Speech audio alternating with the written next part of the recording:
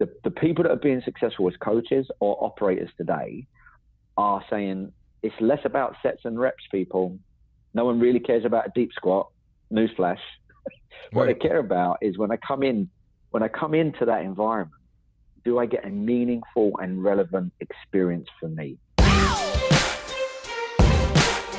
You are listening to the Pursuit of Excellence podcast, episode number 15, titled Top Strategies for Creating Optimal Health, with internationally renowned fitness coach and educator, Scott Hopson. He's a co-founder of PTA Global and Pivotal, development companies in fitness and performance. His clients include EXOS, Gray Institute, Midtown Athletic Clubs, UNIFIT Academy, and numerous other industry-defining organizations. In 20 years, he's authored 50-plus accredited courses and certifications. His work is in 100-plus companies, and he has coached and educated over 100,000 people globally, including me. Today, we're going to discuss the biggest trends in the health club and fitness industry, how to choose a personal trainer, what you should be looking for in a personal trainer, and 3, we're going to talk about how to create a program. What should the components of your program be if you are pursuing the best you in the area of health, fitness, and wellness? Here he is, Scott Hopson. Scott, can you just start off by telling us a little bit about your background and how you have arrived at the place that you are now? Yeah, I'll try to keep it concise. It's a really hard one to answer, right? Because I've been in the movement world my whole life. The reason I'm a movement professional, personal trainer, strength coach, performance coach, etc., is because I love being coached and I love coaching others. That's kind of the common thread of why I do this.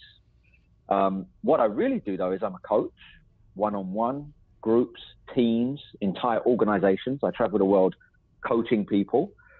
I consult, whether it's with sports teams, Olympic associations, health and fitness clubs, education companies. And finally, my favorite is I'm a teacher. I educate. And my favorite thing in the world, mate, is to coach the coaches, to be in the trenches with coaches and share best practices based on the principles of human movement, coaching, and programming. So on any given day, I could be doing something quite different. I could be working with a health club chain. I could be coaching a soccer team. I could be working one-on-one. But to me, it comes down to one word, coaching. At the end of the day, I'm a coach. I'm trying to help someone get from where they are to where they want to be, right? And that's a coach. Where are you originally from, Scott? South London. South London, United Kingdom. And now I've been in Chicago nearly 20 years. But I spend a lot of my time on planes. I'm very fortunate. I get to travel the world doing what I love with people I love. That is awesome. Tell us a little bit about your company, Pivotal Coaching. Yeah, this is 20 years in the making. And my partner in life and in work, Haley, we've been doing this for 40 years combined. And so over that 40 years combined, honestly, some of the leading companies in our industry who kind of redefined it or defined it, from Gray Institute to PTA Global to EXOS, many others, we've represented. And the day came where we said it's time for us to share how we've connected the dots from so many systems out there, so many philosophies of movement. We feel we can offer a real global perspective on what it is to be a world-class coach, looking at movement, coaching, and programming. So whether it is a personal trainer, whether it's a group coach, whether it's a sports coach, whether it's a performance coach, we're lucky enough to have worked with the leaders over the last 40 years, and our company is to bring best practices to the coaches that we serve. But ultimately, man, it's about making the complex simple. We really do a good job of making it way too confusing when it comes to really too confusing.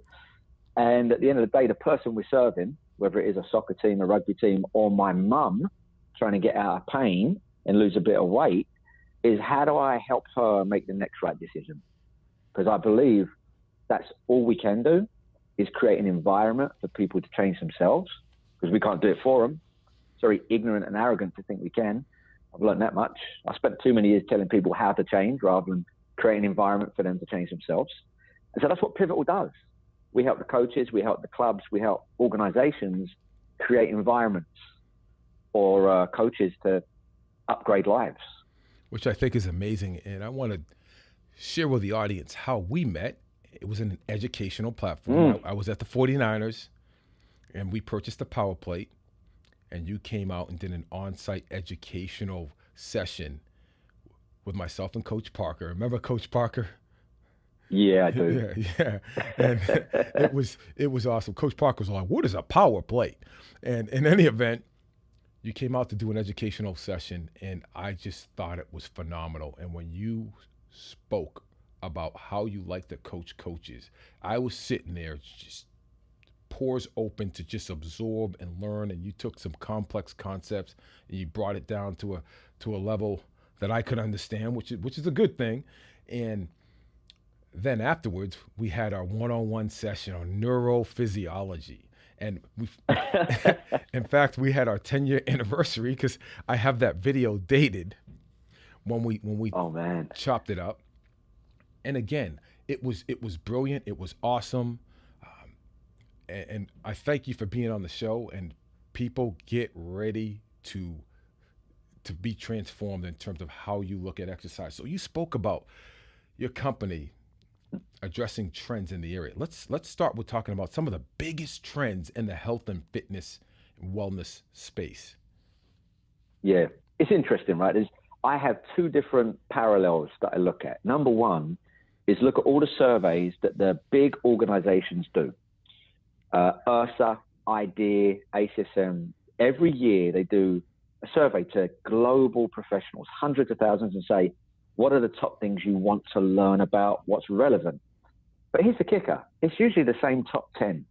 They might just shift up and down a bit. But here's number one. They would say today the biggest trend is high intensity interval training. Oh, yeah. I know. Here we go, right? Number two, they'll say is group training or group coaching. Number three is wearable technology. And that's everything from GPS trackers, activity trackers, smartwatches, apps, how you embed those apps into treadmills, to your chest strap, to your Fitbit. Like, it's endless. Number four, they would say, is bodyweight training right now. In other words, they're repackaging one of the oldest concepts in the world. It's not like it's new. Yeah. And then finally, they say strength training. And then just underneath that, the word that always makes me kind of want to, functional fitness, which I have a bit of an issue with, because we can't even agree on how to define that. So for me, that is what, over the last several years, is constantly trending in the top 5 or top 6. But if you look at the other trend parallel, is what do you see from a cultural, operational perspective change in the industry? It's a little different. For example, we've spent 30 years with these big boxes called health clubs, fitness clubs, gyms. But now in the last 6-7 years, they're really being eaten up by the small boutique studios, from yoga to Pilates to cycling to CrossFit. The small operator is taking a bigger and bigger chunk. So this idea of community, almost tribal-like experiences. People don't go to a CrossFit to get a diverse workout program. They go there to work out one way, one style, with people that look, sound, and act like them. The same in yoga. They don't go to a yoga studio to do all of their movement. They go there to do yoga because it looks and smells and sounds like what they want. So the biggest trend we've seen is the boutique operators actually claiming more real estate. That leads to number two, which I think is we've shifted away from how do we write the perfect exercise program to how do we create an engaging experience. I'm convinced of it. The people that are being successful as coaches or operators today are saying it's less about sets and reps, people. No one really cares about a deep squat. Newsflash. What they care about is when I come into that environment, do I get a meaningful and relevant experience for me? Does it feel good? Do I feel like I'm around the people I want to be around? So creating an experience, I believe, is a big trend right now. It's not just about dumbbells. And why do you think that is? Why is that a driver now? The experience, the engagement? That's a good question. I think number one, the age-old answer is we are wired for community. We are wired to not do this alone, not to get too esoteric, but having played sport my whole life, having coached sport for 25 years, you don't play it alone. Typically, if you walk by a group of rugby guys or soccer guys, even before practice, and you just throw the ball into the middle of that team, before you know it, they're kicking, they're passing, they're running plays. It's instinctive to play. It's instinctive to play. And I think that's number one, is we're wired to want to play out, not work out. Number two, if you look at everything else in the world, from social media to Starbucks to you name it, it's all around bringing people together. It's why group fitness, group exercise in commercial gyms is anywhere from 40 to 50% of the members use group X classes. But still, after all these years of education, training, marketing, awareness around personal training, you're lucky if 3 to 7% of members in a gym buy personal training. In fact, in most club operators, it's as low as 1 to 2% of their members are working with a personal trainer. But 40 to 50% of their members are taking group X classes. It's always been that way. So the question is, why are we so infatuated with this one-on-one concept, which is good and necessary, when the vast majority of people just want to move, have some fun around other people moving and having fun? I think those things merge. We're wired for it, but everything else in our surroundings is about trying to bring people together. And I think that's how people want to move, mate. I mean, let's put it this way. The only people who are inspired by a dumbbell or a squat or a leg press are the professionals. The people coming into the gym, what they really care about is outside the gym. Don't you agree? Like, even if I am a NFL rock star, what I care about is performing better. The only reason I'm doing what I need to do in the strength conditioning room is so that I get picked, that I play better, and I'm sustainable all season. The only reason I'm doing any of this is so that I perform better out there. You forgot one, and get paid. Yeah, that's a good one. So I think, man, not to get too big picture on you, but I actually think this idea of engaging experiences, meaningful relationships amongst other people that feel good to you is always going to win. There's only so much inspiration staring at yourself in the mirror doing a bicep curl. You know what I mean? All right. So now let's dial that down. So we went broad, right? We zoomed out. Let's start to dial that in. Let's look at some of these trends. HIIT training. HIIT training. Super popular. It's the first one that you mentioned. Right? From your perspective, could you define HIIT training? And secondly, why do you think people are so attracted to it? What is it and why are they attracted to it? And how do you do it right? Ooh, you might need 3 podcasts, mate. Yeah. Well, number one, what is it? By definition, we talk about our zones or what gears we're going to work in. High intensity means, by definition, you're above your threshold. Now, everyone's got a slightly different threshold, but it means, let's say that you've got 3 gears to your engine. You're a car. Your engine is a car. And you've got your lowest gear, then you've got your medium gear, and then you've got your top gear. High intensity training is top gear training. But you can't sustain that if you want maximum output. So, for example, if I'm working on high intensity, the point is to produce as much power as I can, as much speed as I can, as much effort as I can for a short period of time. Then I've got to recover and I've got to go again. But what most people are actually doing is they're not going above their threshold enough and they're not recovering enough. So what they end up doing is, instead of having these peaks where they go right above their threshold, recover, repeat, why do you have to recover?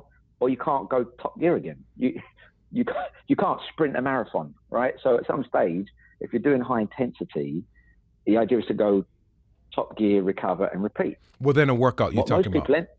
Well, then a workout. Yeah. Okay. Yeah. So what most people invariably do is, top gear is really hard. When you actually find out what top gear feels like, it ain't easy. So after a couple of sets of top gear, guess what? It's not comfortable. So they don't actually end up going back to top gear. They go below top gear. Then they also don't give themselves enough recovery, because no one likes to stop and recover. So they end up in the middle. They end up just doing kind of middle gear training. So they don't get the benefits of going top gear and they don't get the benefits of recovering. what they end up doing is just kind of staying in the middle at variable intensities.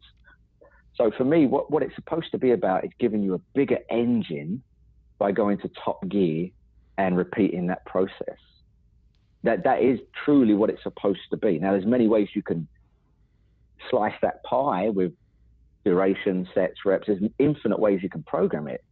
But in its basic premise, it's top gear training. So if you're not in your top gear, then that's not high intensity training. Okay. I roll into a health club and I walk by the group exercise room. And I peek in and I see all these people getting after it. I look on the wall, it says high intensity training. How do I know if high intensity training's for me? Yeah, that's a good question. First of all, if they're doing it for like an hour of non-stop movement, it's clearly not high intensity training. Yeah. It's exhausting. And I think that's where we confuse exhaustion with intensity. We think, man, if I'm just on the floor, dying in sweat and can't breathe, that must be high intensity. No, that's high exertion. You fatigued yourself. Yeah. If I ran a 10K, I'd be exhausted, but that's not the same as a sprint. So there's a difference between exhaustion and intensity, right? But to your point, the only way you're going to know if it's for you, there's a couple of guiding principles. One, does it map to where you're going? Is it an essential ingredient to where you're trying to get, in the way you look, the way you feel, the way you perform? You don't just do it because it's a trend. You don't just do it because everyone else tells you to. Does it serve your purpose? Yes or no? Does it serve your purpose? If it doesn't serve your purpose, it's kind of like saying, should I use a drill or a hammer? And the answer is, well, what are you trying to build? If all you do is use a hammer, everything looks like a nail. If all I do is say high intensity, everything starts to look the same. But that's a dangerous notion because everyone's going somewhere different. Number two, then there's your capacity. So you may want to do high intensity because it serves your purpose. Second of all, do you have the capacity for it? Mechanically, metabolically, neurally, your hardware, your software, can you actually do what that needs you to do, or is it going to break it down? Is it a train wreck waiting to happen? You know what I mean? Sure. They're the biggest two guiding principles. Does it serve my purpose, and do I have the capacity for it? And if the answer is no and no, it's irrelevant. And if the answer is like yes and no, then that's good. It serves your purpose, but you got to get ready for it first. It's like running a car around the racetrack before you've pumped up the tires, check the alignment, check the suspension, and make sure you've got a tank of gas. Don't do 200 laps at max speed yet. It's probably a bad idea. And that's what a lot of people do. They say, it serves my purpose, so I'm going to go run my car in the fast lane. Yeah. I'm not sure you've earned the right. Let's hang out here for a second. You have an individual who goes into a high intensity class, right? And this is a shame, but this is how it is with most people. No pain, no gain. They go in there, oh man, that was a great workout. I sweated, right? They oftentimes define a great workout by how much they sweat, how fatigued they were, how much of a high exertion event that they just went through. What do you say to someone who has that mindset around training? And how do you get them to begin to have a different paradigm as they see what training should be about?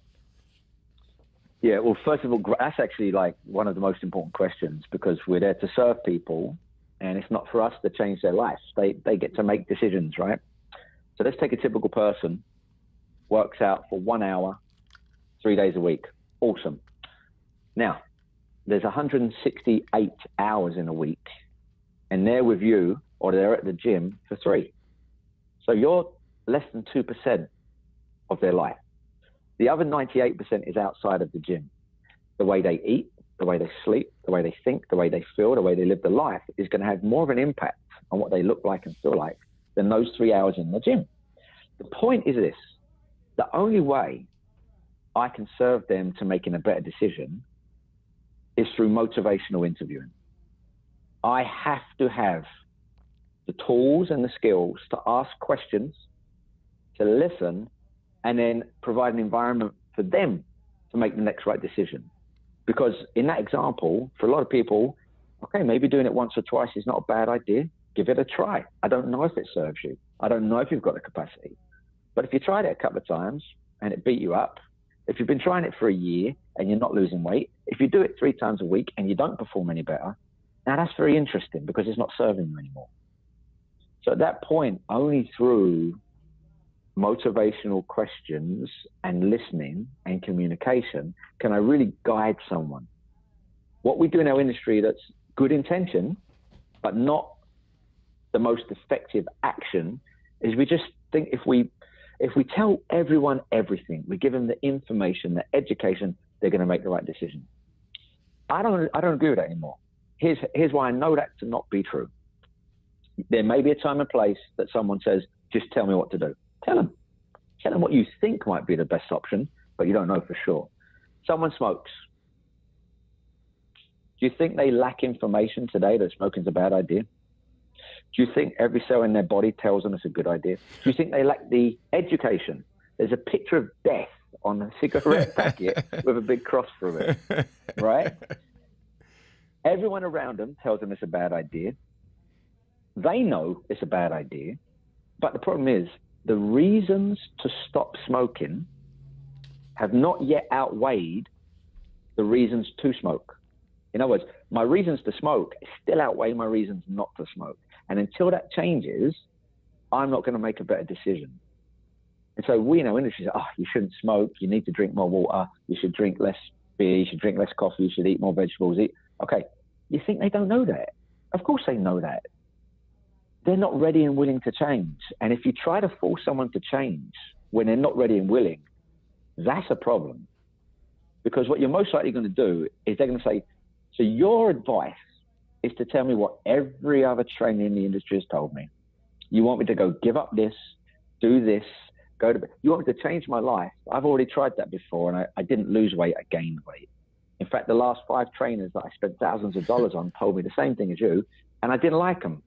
So we got to be careful that we respect where people are at. We call it meet people where they need to be met. Right. That's my honest answer, is you've got to meet them where they need to be met. Then you've got a chance of guiding them, if that makes sense. It makes a lot of sense. Now, let's say I'm that person that you're talking about. I don't smoke, hate cigarette smoke, but I'm that person you're talking about that's had some struggles with behavior modification. How does Coach Scott Hopson walk me through and lead me to a transformational experience in my health and wellness? Well, it's interesting. At Pivotal, we have a whole system for this around mindset. Okay. So, we look at mindset, we look at movement, we look at coaching, we look at programming. But in that mindset bucket, the first thing I've got to do is build rapport, trust, and communication. Until I am a safe person to you, emotionally safe, cognitively, you're never going to trust me. Until the emotional brain says, you know what, A, I like Scott Hopson. B, I trust him. It seems like he's got my best interests at heart. Until that moment comes, that credibility moment where they trust you, they're not going to let you guide them. So the first thing I have to do is build emotional safety. And again, I do it through motivational interviewing. The key is this. The single biggest thing we do is we educate our coaches on how to find the why behind the what. The what is weight loss. The what is hypertrophy. The what is bigger, faster, stronger. Behind that what, there's a why. There's an emotional reason why that is significant enough to you that you're willing to change your behavior. So we say when you find the why, you find the way. And until you find the why, I'm not going to lead you very well. So then I get your why through motivational interviewing, through relationship, through questioning and listening. I tap your why. Example, why is it important you lose that weight, Mary? I got to lose 20 pounds to go to a wedding. Okay. Why is it important that you go to that wedding weighing 20 pounds less? Because in my mind, I know you don't need to lose weight. You've already got a seat. They love you. They're not going to take away your invitation for weighing too much, right? Yeah. The why could be anything from, I want to feel good. I want to avoid rejection. All my friends are married with kids. I'm alone and I don't think I'm appealing. Whatever it is, there's something driving the bus. You know what I mean? I want to have the confidence to walk in there and ask someone to dance with me. because I haven't had that confidence in 10 years. Wow. That not only affects our program, that affects how I communicate with you, how I coach you, and how we determine success. Because success now ain't 20 pounds. Success is, how did you feel when you went to the wedding? I felt so confident. I asked the guy to dance with me, got his number, and we're going to have a date. Wow. That sounds like transformation. That's a bit bigger than weight loss. Because in our industry, if I'm going to sell you weight loss and you don't lose weight, I should give you a refund. There we go. Right? If I go buy a DVD, I take it home and it's the wrong movie, I'm taking it back. That's right. So we sell people goals, but we don't actually guide them towards the goal. And then the last part of that, Dwayne, mate, is, do we measure? Are we assessing and measuring and holding ourselves accountable? In my experience, the great ones do that. They set metrics based on what the client is going to perceive, what the client is going to perceive as success. So for some people, they say, you better weigh me, you better measure my body fat, circumference size, biometrics. I need to know every 2 weeks if I'm shifting. Okay. If someone else says, it's just whether my clothes fit me different. So if I bring out the biometrics for you, that might make you feel uncomfortable because you didn't say you wanted that. You said you want to feel better in your clothes. For someone else, it's just their swag. I want to be able to walk out there and know I look good. Okay. Yeah. I got to know, how do you measurably and subjectively know when you've reached your goal? And then we've got to measure it. And I've got to hold myself accountable to it. So we have a tool in our system. The front side is motivational interviewing. I'm going to find your why, your what, and then the how. We didn't talk about that. How you want to get there. That's a game changer. The bookend though is we got a Kaizen 6 document. It's called Kaizen 6. And it means that I'm going to ask you a few simple questions to see if I'm doing my job. Do you know how rare that is as a coach to ask your client for feedback? Am I serving you? Are you achieving your goals? What am I not doing good for you? What am I doing good for you? What do you want to change? What do you want to keep? These simple checkup. They're checkup from the neck up. That's it. You know what I mean? I got to check up with my client. Yeah. Am I actually, do you know how many personal trainers, not always with bad intention, 3, 4, 5, 10 years, they've got the same client. They're seeing 2, 3 times a week. And there's no change. There's no change. And in my opinion, that just looks like codependence. You know what I mean? You've got to the point where you're just doing it because they don't know how to move on their own and you need the money maybe. I don't know. And so we've got to be careful that we're holding ourselves accountable to actually delivering what they asked us to deliver. That's beautiful. So now I'm going to take a step back and we're going to, the second half, we're going to talk about what does a good trainer look like? And I'm not talking about somebody coming in, he's a guy, he's all strapped up, yoked up, big muscles. You're like, oh, wow. Well, you know what? That person must know what he's doing. Or conversely, somebody else is just really lean, and we know how that goes, right? So we want to talk about what is a good trainer, right? If Scott Hopson were to hire a trainer, what's Scott Hopson looking for? So that's one. And then we're going to get into the program design components, the components of a program, the 6 components that you've created, or you've put together. And we want to talk about how to implement those components regardless of whether we're a business exec, we're on the road, we go into a health club, we're at home, and so forth. So let's start with a personal trainer. Scott Hopson's hiring a personal trainer, PT. What's he looking for?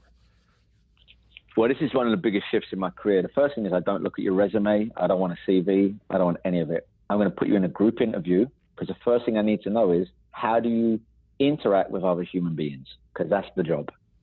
There you go. That is if you boil it down, that's what we do. We interact with people. So for me, I'm looking for your character. And so Midtown Athletic Clubs, where we're based, when we coach people, most companies have their mission, vision, core values. We did it differently based on answering this question. Who would we want to attract into our family at work, right? So we got rid of mission, vision, core values. And we said, first thing is, what's our promise? What's our promise? And our promise to our members is to inspire you through movement, community, and personal attention. That's our promise. If we don't do that, we're not doing our job. So in a coach, I'm looking for an alignment to that promise. If you come in and I say, why are you in this industry? Not what do you do? How do you do it? Why? And they talk about serving people. They talk about being part of a team. They talk about relationships. Okay, that sounds like our promise. So that's the first thing. Is there an alignment in why you're even here? Number two is your spirit. And this is really your character traits.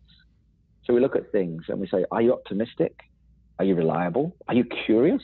Are you accountable? I want to know that on game day, I can trust you to show up as the best version of yourself. And so we have these character traits that we kind of value more than others. And it's nothing to do with your education or your technical skill. Why? Because we can give you that. There's 10 million books that we can upskill you. That's our job, is to develop you. That's why Pivotal exists, is coach development, coach career pathways. But if you don't have the personality and the right why, you're not the right coach for us. So we're looking for people that have a relentless desire to serve people and a relentless curiosity about how to do it better. You know what I mean? They're in it for the long game. That's what we look for the most in a coach. And part of that is a passionate pursuit of mastery. How do I become not good at what I do? I want to be the best darn coach I am capable of being. So that is education, that is training, that is certifications. But there needs to be an intrinsic drive for that. You know what I mean? And I know you're the same. You didn't bring me down to the 49ers because you had to tick a box. You brought me down there because you were like, man, how does this vibration work? Do you know how few strength coaches want to know about neurophysiology and how to program that with vibration? You have that relentless drive to be great, mastery, but you have a relentless curiosity around movement and coaching. Like, man, this thing works, but I'm not sure how. So I'm going to fly someone down to show me. I mean, that it seems so simple for you, but that's a mindset that says, I want to fulfill my potential. How do I become great? And so that's what we look for in a coach, man. It's that simple. We don't look at their credentials, and we can give you those if you don't have them. So let me ask you this. That's great answer. I appreciate that perspective. If you were in a coaching session, you're being trained. You mentioned at the beginning of the conversation, you love being coached by others and you love coaching others. Someone's coaching you. What makes a good coaching session for you if they're coaching you? Yeah. Well, it's interesting, right? Because they could be coaching me, let's say, in strength conditioning, but they could be coaching me in a technical sport like tennis. So there's different elements. Let's go a fitness workout. Let's go a fitness workout or strength and conditioning workout. Number one, you better have a game plan. You better have a playbook. If you turn up and it looks and smells like you're winging it, it's over real quick. Like, I need to know that you prepared for me because I gave you my time, my money, and my intention. I'm trusting you. You better have a playbook. Now, there are many playbooks out there. For me, a playbook is based on your convergence of all the different things you've tried, worked, doesn't work. It's based in science. It's based in evidence. But there's things that work for you and things that don't. But you better have a playbook. I'm not a fan of these dogmatic, I got certified in Russian kettlebells or TRX or whatever, therefore that's what I do.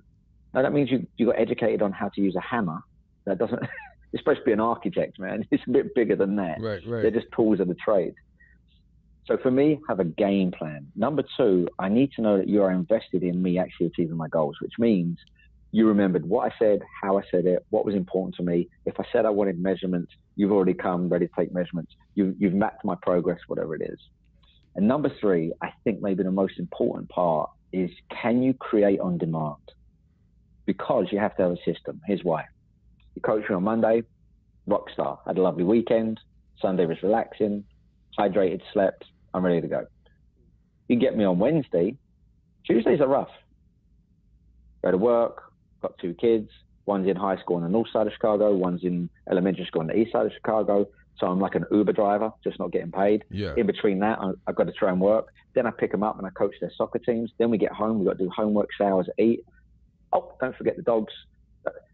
I wake up on Wednesday, I'm exhausted. Do you think that I'm going to move the same? Do you think my skill is going to be the same?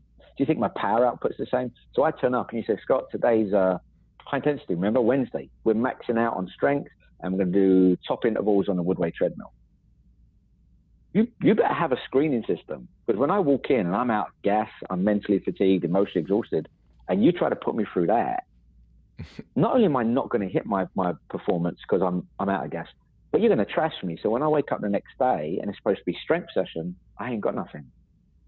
Like you better be able to create and demand. You better have a system that's robust enough to tweak and still guide me. Now that's not easy. That takes a lot of experience and a lot of failure, man. You got to try things that don't work, but you got to have a system. You better have a system for me. Outstanding. All right, now we're gonna go through Scott Hopson's top strategies for creating optimal health. Number one, and we talked about this a little bit. Find your why. Emotionally attach and physically match. I like that. Emotionally attach and physically match. Talk to us a little bit about that. Me and you going to the gym, and Haley comes with us. My partner comes with us. Let's say one of us is very traditional. I'm not saying we are. We like our split routines. We like to use certain equipment only. We like to work in certain rep ranges because it feels good. Okay. And then someone's really progressive like Haley. Haley likes to dance with the weight, man. She's like, when you see how she moves, you know, but we could both be training for strength. We could both be training for body composition. We could both be, it's not the movement that defines the outcome. Movement's just movement. A squat is a squat, a push is a push, a pull is a pull. But how you do it can change how it feels to someone.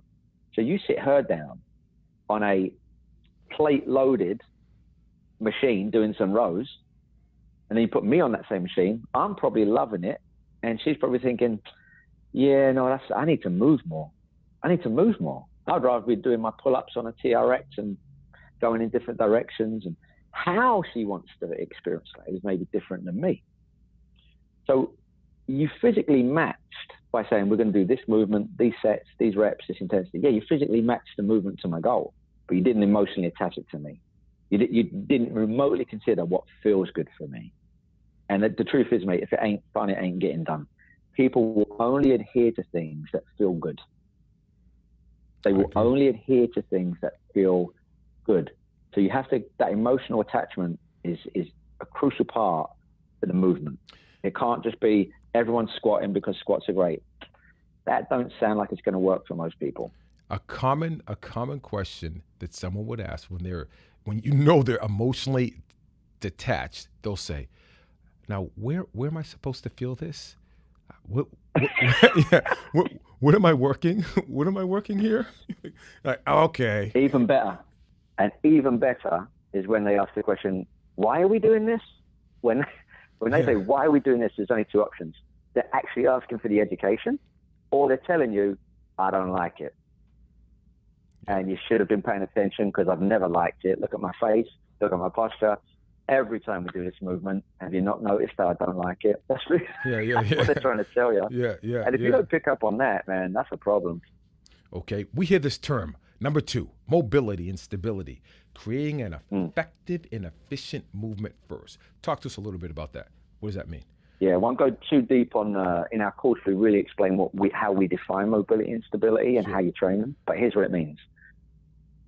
If I don't have the ability to have motion, and then I don't have the ability to control that motion, I've got a problem. Because if I don't have mobility, I can't get where I'm trying to get. I can't do the movement, I can't do the range, I can't do whatever it is. Number 2, if I can get there, but I can't get back, I don't have the stability to take that movement and load, that's a really scary proposition. So what we say is you have to learn the movement before you load the movement. You're telling me you want to do high intensity sprints on the Woodway treadmill, but your regular gait pattern and your jogging looks like it's a train wreck. Why would I put you in the fast lane? If you're telling me you want to improve your the squat, your push, your pull, whatever it is, under load, you want to get stronger, but you can't sit down in the chair without back pain. Yeah. Is that effective and efficient movement? No. Yeah. It means you can get there, but you're either doing it in pain, inefficiently, or ineffectively. The minute I load that, that's bad. That's really bad. And I rarely say the word bad, but if you're going to load, whether it's through mass, acceleration, whatever it is, an ineffective and inefficient movement, how's that upgrading it? It's not possible. Well, let's go back to that health club example. I can't tell you how many times I've walked past an exercise room and a HIIT class is going on, or some form of group exercise or body weight exercises or strength training, and you look at it and you're like, ew, they should not be doing those movements. Right. So the downside, the one side is I don't know them, right? I've never assessed them. I never coached them. I don't know what I don't know. And I always think, I don't know what I don't know. That could be the best version of that movement they're capable of. Sure. But then the other part of my brain says, if there's 45 people doing the same squat at the same time in a group X class, is it good for them emotionally? Yes. Is it good for them metabolically? Maybe. Is it good for whatever? List all the good things. However, from a movement quality perspective, I think movement quality precedes everything. Sure. Let's define metabolically for the audience. It's a term that you've used So a few for me, times. that's one of my pillars of every training component, is what we call the energy system development, what most people call cardio. And that's the number 4. The problem with calling it cardio is it implies it's just your heart. Well, first of all, if I'm walking, that's cardio. If I'm running, that's cardio. If I'm doing strength training, that's cardio. If I'm doing yoga, I guarantee you that's cardio. All movement requires a metabolic fuel. It's fuel. How am I going to fuel this movement? Could be aerobic, could be anaerobic. Then within anaerobic, you've got lactate, alactate. We know our energy systems. That's what they're called, energy systems.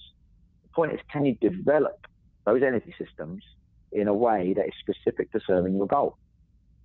Example, we have single effort, like a sprinter. You're doing it once, right? Yeah, and then you're stopping. Yeah, okay. Single effort, shot putter, javelin, one time. Okay.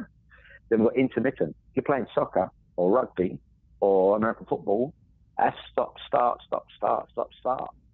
So it's intermittent. It's stop, start. And then we have our continuous.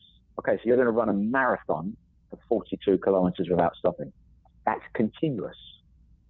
So for me, when we look at energy systems, metabolic training, how do I give you a bigger, more efficient engine, but also how do we change gears? Because sometimes you've got to be low gear continuous. Sometimes you've got to be mid gear intermittent. Sometimes you might have to be max gear one time. And it's a continuum between those three. And one of the things we love to teach in our mentorship is how do you specifically train the energy systems you need for the game of life and the game of sport? My mum has very different energy system development than my 16-year-old girls soccer team. Of course. Yeah. Of course they do. And the idea we just say, do some HIIT training. That's it irrelevant. What do you mean HIIT? First of all, define it. Second of all, what are you talking about? One time, intermittent, continuous, and for who? Right. That's what we mean by metabolic, is energy system development, and it's a critical component for everyone. Because if you're moving from a bicep curl to picking up your kid to kicking a rugby ball, you have to support that movement with energy. And you can get it from liver, you can get it from muscle, you can get it from fatty acids, right? Which means you've got to know which system you're training to get that job done. No doubt. So there's the movement, then there's how you load the movement, but then there's what energy systems do I need to perform at my highest potential in life and sport when I do that movement. And I think that's a huge missing link for people. They just think if they do some cardio, it's okay. And 9 times out of 10, what they mean by cardio is, can you run in a straight line? Can you sit on a bike continuously? That's not the only definition of cardio. All movement is cardio. So now we'll go to number 3, strength and power. Strength in most people's idea conjures up lifting heavy stuff. Now you can lift light stuff a lot, endurance. You can lift medium to high stuff a little bit, whether that's for hypertrophy, whatever it may be. And you can lift really heavy stuff just a little bit, strength. So we've got on the strength continuum, this force velocity curve, we know as the weight goes up, as the mass goes up, we lift it slower. I can do a box jump or a squat jump way quicker than I can do a back squat with 200 pounds on me. Of course I can. As mass goes up, acceleration goes down. In our mind, we think that's the only way we can get stronger. What we forget about is that most of life is acceleration. When my mum is walking down the stairs carrying her laundry, the laundry's not that heavy. It's mostly her body weight with maybe an extra 10 pounds of laundry. But if she trips or misses the step? Do you want it to be slow or you want it to be explosive? Because I'll tell you now, the difference between fall prevention and actually landing on your butt is how quickly you can turn on. Ooh, and so what we've learned now is one of the biggest predictors in fall prevention in research is power. You want to get someone out of that chair when they're 75 years of age and they're struggling, and we teach them to squat. They didn't say they were struggling to get in the chair. They said they're struggling to get out of the chair. They need power to get out of that chair. Can you go from an inert position to an explosive position? When you're playing with the grandkids, Mum, my son ain't running slow. He's playing tag with grandma. It ain't slow. Yeah. So we've got to redefine what we mean by strength and power. And it's really a continuum from, strength through to power. And so when we look at something like plyometrics, we literally would teach people how not only can you, but you should be using plyometrics for all populations. Doesn't mean my mum's doing an 18-inch box jump. That's ridiculous. It just means you don't understand plyometrics, which is no more than a stretch shortening cycle, right? With different contraction types. When my mum slips on a patch of ice, that's a subconscious explosive reaction. Yeah. That's power. There's no way that sitting down or doing a slow squat with a dumbbell is getting her ready to be reactive, subconscious, and explosive on a patch of ice. Yes. No way. Yes. That's outstanding. Man, let's get that. So we talk about specificity, right? Yeah. Principle. Okay, well then, does my mum need speed? When she's walking across the street and the light changes from smiley, happy face that says, please walk, and then that ugly red hand comes up and says, stop, danger, and the cars start turning right. Right. She now has to make a decision. Do I go back? Do I go forward? But one thing's for sure, you're going to have to do it quick because the cars are coming. That's acceleration. Oh, did you ever train my mum for acceleration? No. Apparently she needs to do that in daily life. So for us, we have a different, not different, it's always been this way. Our lens of strength and power is, what theme do you want? Is it strength? Is it speed? Is it power? How are you going to load it? Under what kind of movement? Specific, said principle, to the goal of that person's life or the game of sport. It's not just this generic strength training. Strength training is just how you load movement. That's all it is, right? The difference between mobility, stability, strength, and power is how you load it. I could do the same movement for mobility versus power. It's just how I perform it. Right. The load, the speed. That's the only difference. Movement's just movement, man. Yes, it is. Let's get to these last two here.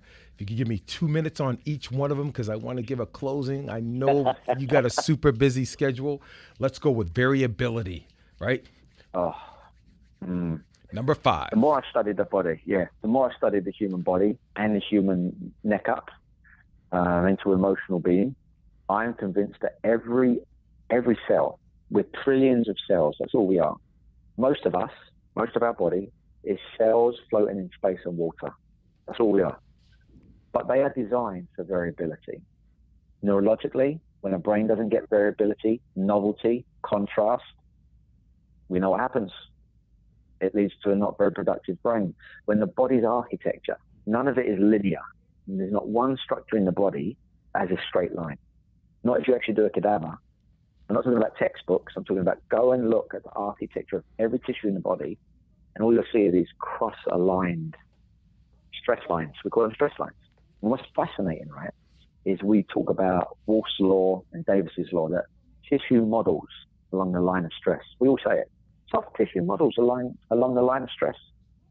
Right, so if I do everything linearly, all my new bone, all my new muscle is going to lay down linearly. But the minute I have to rotate, bend, flex, reach at different heights, distance, and directions, I've never done that before. The body needs variability, mechanically, metabolically, movement, even our mindset. We are wired for novelty and contrast. And if you look at all the research in neuroscience through to physiology, it says the same truth. We crave variability. So your training program must have variability across movement, mechanics, metabolics, mindset. That means your loading parameters, your frequencies, your intensities have to be variable. Your movement has to be variable because it creates what we call tissue health. Variability equals tissue health. We know that if we just look at biology. Variability equals a healthy organism. Otherwise we wouldn't have evolved, Yes. Creatures that evolve tend to be the ones with variability in their life, changes of environment, internal and external. Number 6. I feel like a game show host right now. Sleep. Sleep and nutrition. And I love this line, nothing good grows in the dark. They used to say in college, coaches would always say, nothing good happens after 12. Make sure you're in your room. I never listened, but I should have. But go ahead. So listen, man, I can almost tie this back to the person who doesn't want to change their nutrition, doesn't want to go to bed on time, doesn't want to give up smoking. I don't tell them to give up smoking. I might start with, could you just drink one more glass of water a day? Keep your beer, keep your cigarettes, keep your pizza. Because I know if you're even 2% dehydrated, mentally and physiologically, it decreases performance at a significant level, 2%. Assume most people are at least 2% dehydrated. But if you get down to 4 or 5%, like, it's hazardous, man. The system, our body is a self-seeking organism. It will close down everything that's not necessary and essential to surviving. So you could break your bones, you could tear your muscles, you could dislocate joints. It ain't good, but you'll survive. But you start messing with my heart, my liver, my kidneys, that's life-threatening. The body is designed to protect its essential, the things that are most essential to staying alive, right? They need water. So here's what happens. You're dehydrated. It says, we don't really need that glycogen in the muscle, do we? That's not going to keep us alive. We don't really need strong bones, do we? That's not going to keep us alive. We can live with bad bones for a long time. So it will literally start taking the water from where you think you need it most, the muscles, which you need for glycogen storage, bone development. Don't even talk about what goes on in the brain if it's dehydrated. That's terrible. And it will just take it. It will rob Peter to pay Paul, So for me, hydration isn't just drinking water. If you want your tissues to be hydrated, you have to move. It's called bound and unbound water. Bound water means I've drunk the water, it's gone through my stomach, gone through my gut, and now it's been distributed to the tissues. Unbound says it's just floating freely in the body. And I'm going to get rid of it, and you know the ways you're going to get rid of it, or I'm going to store it. But it's not in the tissues. It's just sitting there like a reservoir tank. And until you move, it ain't getting anywhere. So what we've learned recently, especially with fascia, is if you want to keep it hydrated, you have to move. So for me, if I can get you just 1% more hydrated, it changes your entire physiology in your brain. That's a game changer. Number 2, it's quality of sleep, not quantity. By the end of the day, all our recovery processes happen when we're sleeping, right? And not just physiologically, but psychologically. So a lot of clients who sleep really well the first few hours, physically, they get changes. But they're waking up at 2, 3 in the morning all the time, stressed, anxious, whatever it is. They're not getting that limbic system. They're not getting that emotional, mental. And so behaviorally, how are they going to keep adhering to positive change if they're not getting the recovery they need from the neck up? Sleep and hydration. If I can affect those two, just 1% at a time, everything else follows. Yeah. For me, everything else follows. Well, you know what I mean? So yeah. I can't not have that as part of the game plan with my clients. They're non-negotiables. You know what I mean? Scott, I could do a podcast with you every day, and I'm sure by the end of 365 days, I still would want to do another 365. So where can we find more of Scott Hopson? PivotalCoaching.com.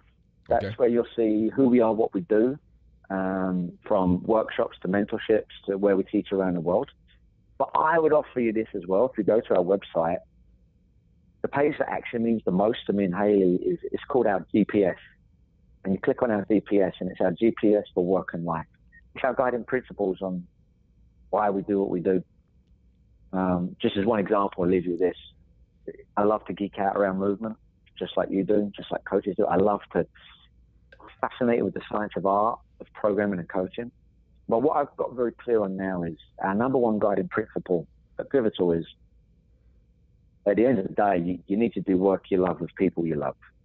And if you can't do that, then do work that matters with people that care. There is no third option, man. Like, if you're doing what that doesn't inspire you and make you feel good with people that you don't like and don't trust, get a different job. You know what I mean? Like, you go to our GPS page and you'll see what we're really about.